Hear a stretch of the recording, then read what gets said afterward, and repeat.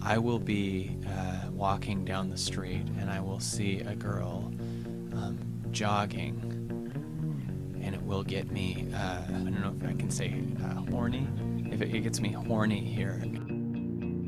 You can listen online at kpfk.org, and then the next week, after that, Reverend Michael will be having me. He doesn't know this at all, but I'm using the law of attraction right now, and in fact, I made a vision board for this. So, check this out. And I know it's going to go so well that they're going to offer me my own radio show. So, the 22nd.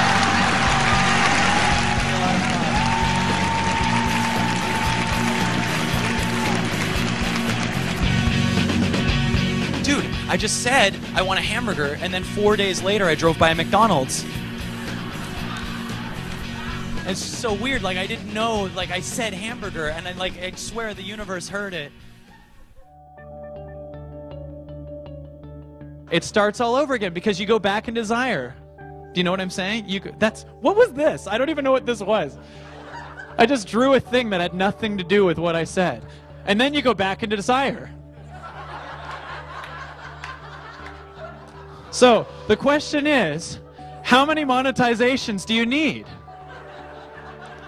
The answer, of course,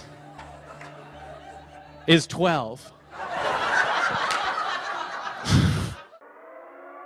Because the news only tells us bad things.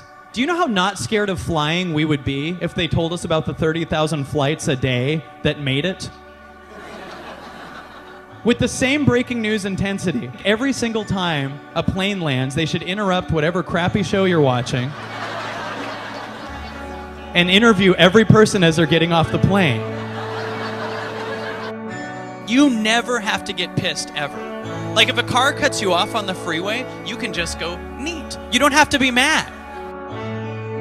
I just go with the moment, and that's all I'm thinking. And in our lives, that's all we have to do is just say what we're actually thinking, and it frees you of it. If you go to your friend's house, you don't have a set list.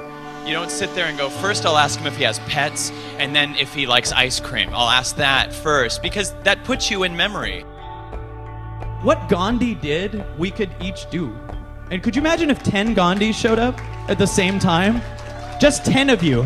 90% of the room doesn't have to do anything. Go ahead and take a break. 10 of us are going to do something. 10 of you, that's it. And you know what? If it's 20 of us, we only have to do half the stuff Gandhi did. That means you can still date. It's ego that is stopping you. Ego's going, oh, you shouldn't take a class. But ego's been wrong every time. Remember when ego's like, eat that cake, eat it. And then you eat it, and the next day you're tired. You're like, thanks, ego, that's great, good work. So, I think we should egg ego's house later. I hate ego so much. It's such a jerk. I mean, I love ego. Embrace it. Welcome, ego. Yeah. And it's like, oh, I can't work when you're loving me. So.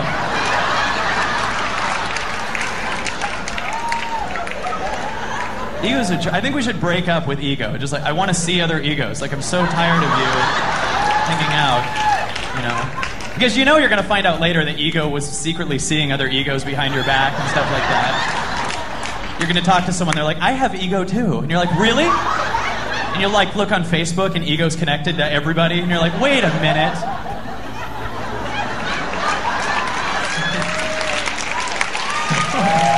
Ego's such a jerk. We're doing everything for audience reaction versus doing what we love. When you're a kid, you just create it, and then society turns you into a consumer. But your natural state is just creating and playing. I believe we're like radio alarm clocks. A radio alarm clock's job isn't to get other radio alarm clocks to like it.